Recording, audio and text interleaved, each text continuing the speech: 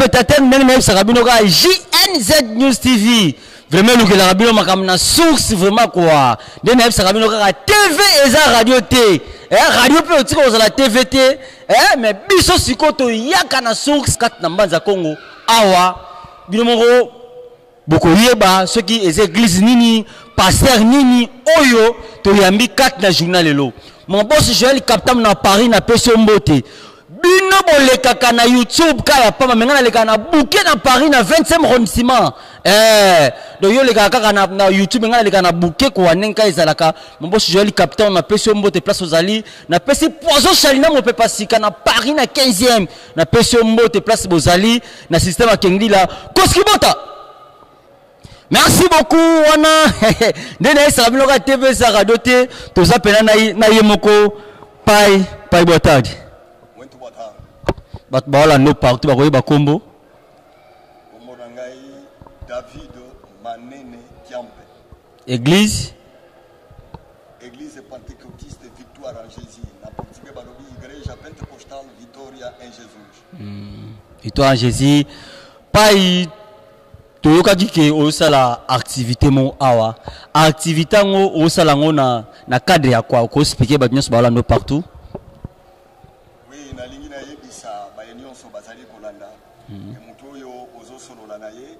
Azali papa ya réveil, le père de réveil, na ya province ya Mobimba.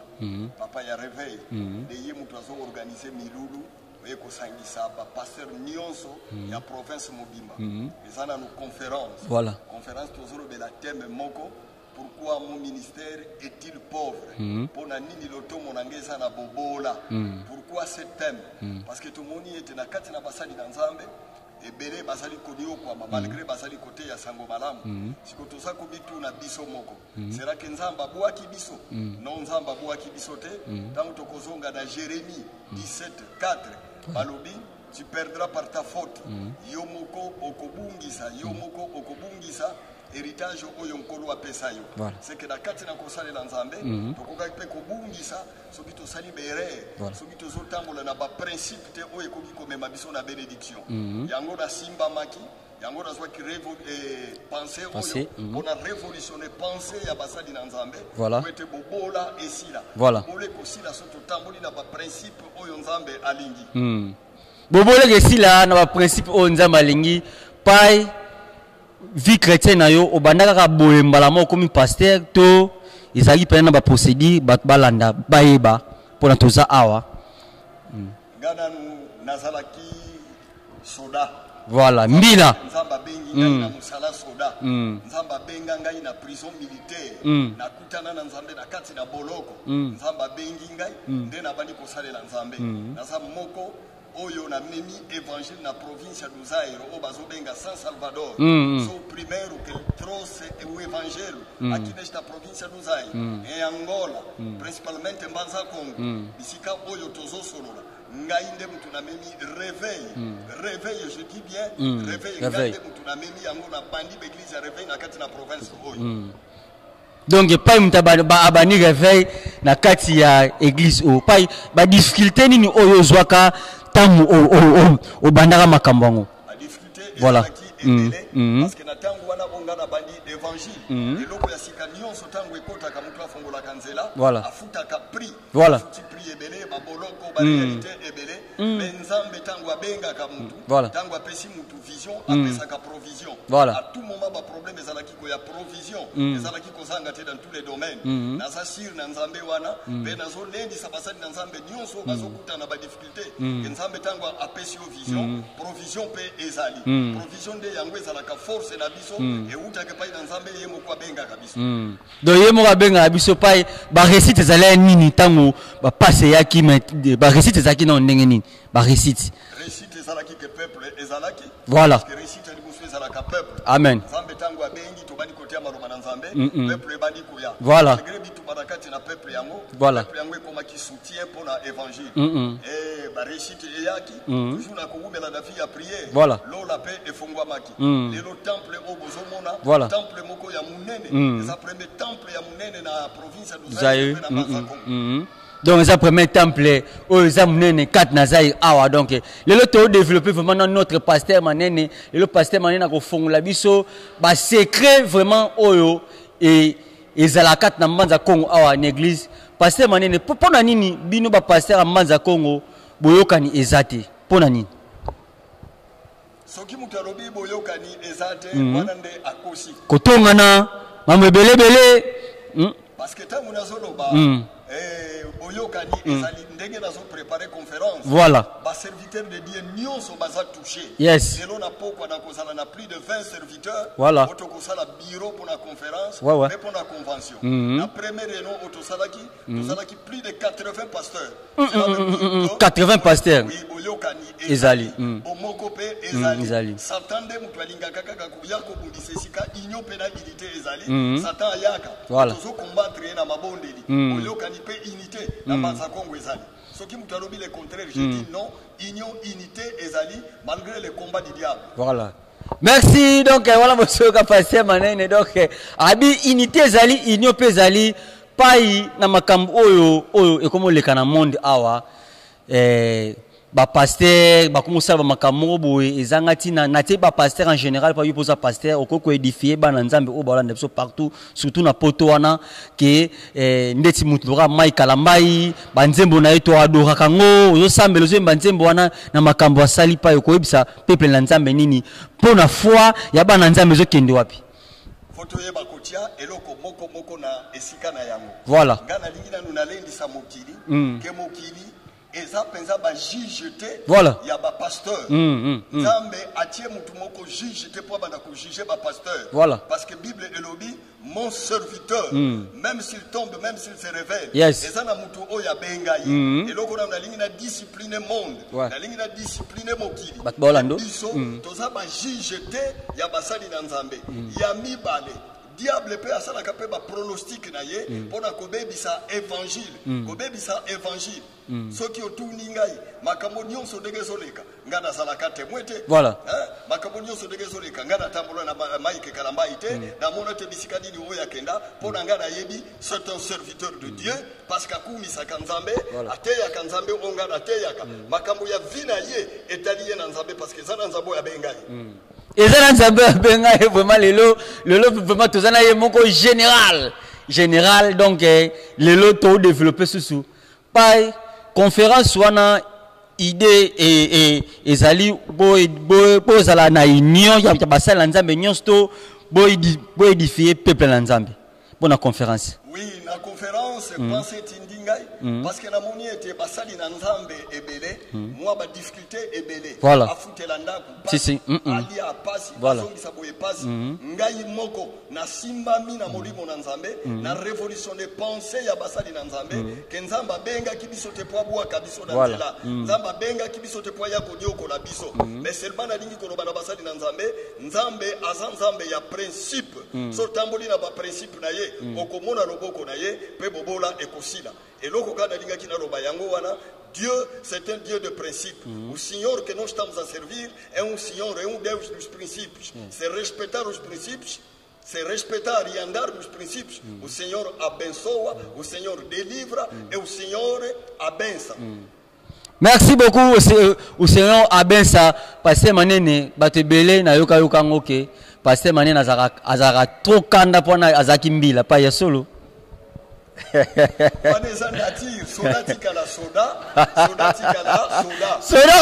soda na yeba kaketangu nazana kati naza comme pasteur amen naza comme papa ezabungu naza soda ouais ba unanzela sa soda ba imatebele balobaka te soki pasteur manene keba yo kangiso pa makeba ye moyo kanga yo pa donc yango wana ezaki ambiance ya JNZ News TV ndeke ezalaka pai lilobani koyebisa ba pasteur oyo bazomona kete la misusu pai tokoya oya kuna ezala boye lilobani koyebisa bango ya assurance na convention oyo sala. La convention, parce que tout ça a deux choses. Voilà. Tout ça la conférence uniquement pour les serviteurs. La conférence est pour les hommes de Deus, est pour les ministres de Deus, mais a convenção é para todo o povo de Deus. Estou a convidar eu convido todos os servos de Deus de estar presente para seguir os princípios na palavra do Senhor, para ser abençoado. É bom que tu bengue esse peuple nyonso ya Nzambe na convention, baya koyoka maloba na Nzambe, pour total cette mbanza Congo tozana union pe na unité et l'église ya Jésus. L'église de Jésus a une force. Force yango to ligito démontrer que église ya nkolo Yesu na mbanza Congo ezana peuple. Et ça, peuple, l'église à base Congo, ça, peuple. Donc, mon boss, Joël, capitaine à Paris, ne sais pas, na sala musala. Donc, non, ça va musala, ne sais pas, pas thème ni au lobela na conférence, na thème au lobela na convention. Na conférence, to lobela thème pour na nini. L'auto monanga ezana bobola. Pour qui est ou mon ministère est pauvre? Pourquoi mon ministère est-il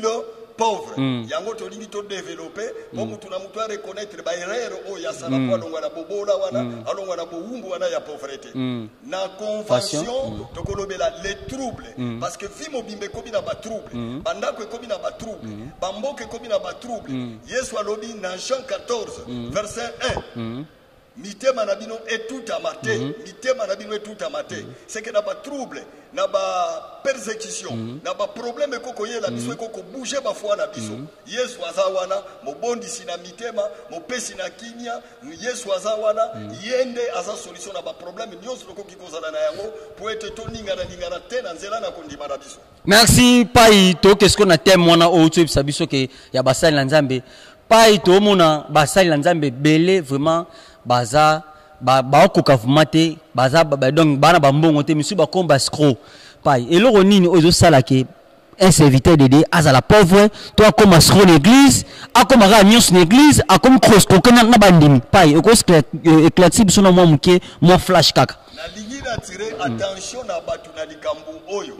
parce que ndenge ba église ezali ko fongwa ndenge ezali ko tambola Satan pe afongoli ya yeba église. Amen. Satan te atie ba ya yeba serviteur atie ba ya serviteur pona nini pona kwa kobebisa lokumu ya évangile oyo biso tozali kote ya Yesu Masia. Pasteur akoki kozala jamais escroc. Pasteur akoki escroquer nini parce que pa ina nzambo tozoteya nyonso ezali peuple tozana yango baza pe na nyonso pasteur akoki escroquer nini pona prophéter pai pona prophéter yango ba pai ba komi escroquer expliquez biso non pasteur akoki escroquer te pasteur akoki escroquer te parce que nzambo ya benga ye yende butu azan kolona nyonso soki abondeli asenge pai na nzambe oya salane ya alliance nyonso akosenga nkolo akopesa ye nyonso akosenga nkolo akopesa ye pa eloko nini emema ba trouble na ba foyer na séminaire eloko nini ezomema ba trouble na ba foyer Ezatan Bible lobi ete na tango ya suka na tango ya suka makambo ekozala ba trouble na bamboka ba guerre ekoti ba foya bandimi eningani a cause ya pasi bana bakoyokela lisusu baboti te eza accomplissement ya écriture ba trouble ekoti na kati na mitema donc cela veut dire quoi batu baningani batu bazali susu posé te esika ko bandela pe ya kosiba ezate ba foya batu eningani e cause ba trouble na kati na mitema menkolo Yesu ongana zoteya oya bienga biso yende abondisaka mitema aposaka biyano na ba problème nyonso tozana ngo Seigneur Jésus Christ que vous prego et à solution elle que da page elle que da a page de coração elle que résolve tous os problemas que nós podemos ter o Senhor é capaz o Senhor é capaz. O Seigneur est capable boye bele pai eza jour na jour nini batu ba lem so rola en direct na Facebook na jour nini tozo banda conférence le 18 et kozala lundi il y a le 18 et kozala 10 jours du 18 au 28 conférence na Tongo et bando banda na 9h ti na 11h et bongo convention oyo ekotindika peuple nyonso bandimi nyonso ya province d'Ozai et bando banda de 16h30 à 18h30 na siège ya église bisika otozwami esika oyo tozosolola référence eza na Alvaro Buta na Alvaro Buta na zona Alvaro Buta pembeni ya kamera ya dona bebe na via principale oyekendaka ememaka na sidate esika otozwami. Merci beaucoup. Est-ce que même en Asidade on a perçu bino tumbote à tous na église à passer manene donc église ba passer manene ba baza ba icône oyo vraiment ba bandi musala ya Nzambe kati na province du Zaire donc baza pena ba ikodo ba pilier o ba benga ba pilier donc eza pena bango pai conseil nini opesa na ba pasteur o ba comprendre te tani to komi o ba comprendre eloko te ba sa mamnengi na bango ana mbanza Kongo tozonga kaka na bakomi voilà esprit aveuglement pe également yango tango nango ekoki alors tango tokobanda ko solola tango tokobanda kokutana tango tokobanda kokende na ba conférence mutu akokota na distraction maloba koyoka ekolongola ina distraction tango tokokende na prière nzambo tobenga akola musabiso akolongola biso na distraction nzamba koka pe abongi mais soki toluki nzamba koka pa bongi le sel die donc yo mutu ozalaka ata pasteur aselo omombo au kim église donc foi ezaka ya individuel donc pasteur manene tokomo chiter na biso tokomo koma vraiment na suka yoba ya suka eza ndenge nini pona na peuple de Dieu ba lando partout na peuple de Dieu nyonso bazolandanga na lingi na lobela signe de temps eloko moko ekamwisa yote voilà makambo nyonso tozomona ezosalema na tango oyo esengelaki ekokisama soki ekokisami te alors prophétie ya tango ya suka seke nkolo Yesu akosaki lokola akosaka te pe maloba na Nzambe ekosaka te tango nyonso makambo nyonso esalemi pe tomoni yango mutu na mutu agarde foi mutu na mutu agarde kondima na ye que ninguém perde a fé quando essa realidade quando estamos a viver essa circunstância isto é normal porque está escrito no último tempo haverá tudo que nós estamos a viver hoje é o cumprimento da palavra. Merci beaucoup wana boki pasteur manene vraiment to ko chiter na biso na suka na pesi ba nyonso bolanda ngambo te beta JNZ News TV vraiment okotala be mission na biso nyonso yo biso to luka ba pasteur ba musicien so ti culturel donc to za wana vraiment pona ko lukila batu nyonso ba soutenir kangai Nzambe apambola bango parce que même na kati na convention même na kati na milulu même na kati na misala nyonso to salaka oyo nyonso ba soutenir kanga na ba prière Nzamba mona bango oyo nyonso ba soutenir kanga na ba conseil Nzamba mona bango oyo nyonso ba yoka kama loba pe ba pratika kama loba ona te yaka Nzambe na nga mona bango pe Nzamba pambola journaliste oyo équipe mobimba oyo yeto sala interview oyo mokili mobimba Yesu aza prince de la paix tika pesa bino kimia o mokili pesa kate merci. Merci beaucoup tika nzema pesa biso kimia o mokili pesa kate donc wana kebongo na Paris na pesi mon boss Joël Captain na peso mbote place aux ali donc sali na place aux ali mon boss donc non saka musala ndenge sengeli vraiment ndeko yebisa nga ke na boka mo batu na boka mo batu à Paris batu yebisa nga na boka donc na pesi masa na pozo Chalina na Paris na peso mbote na pesi na qu'est-ce qu'on a Paris na pesi Ange Koki na kati États-Unis na peso mbote na pesi Carlos Maroun na Belgique na peso mbote na pesi Emmanuel Paulo le financier na Paris ka na peso mbote na pesi David Bislov na kati Paris na peso mbote Milton na kati Lyon na peso mbote oncle Rose na kati London City na peso mbote na pesi DJ Peps Mayas na kati Paris na peso mbote Alekanza na kati Bundes na peso mbote Job homme fort na Paris na peso mbote na pesi champion Tigo na Turquie peso za na peso mbote na pesi DT Champ na Turquie peso za na peso mbote na pesi Toshamvumi na Turquie sur peso za na peso mbote na pesi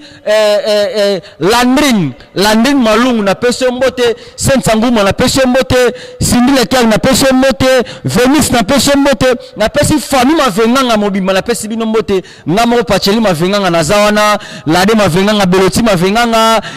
Emave Mavenganga Timba Njizi Mavenganga Mervedi Mavenganga donc na pesi bino tumbo te ba inoso bolanda ngai donc site zaka moko beta JNZ News TV vraiment lukila bino makamna sox na pesi mutasimbi caméra petit na ngai poso comme on est poso donc ngamo na pesi kombo na pour sala makamdo ngabimisa nga kitoko makasi donc na pesi bino mbote ba inoso bolanda ngai bana Petrangol bana Mabo bana Kini donc États-Unis partout dans le monde na pesi bino mbote bye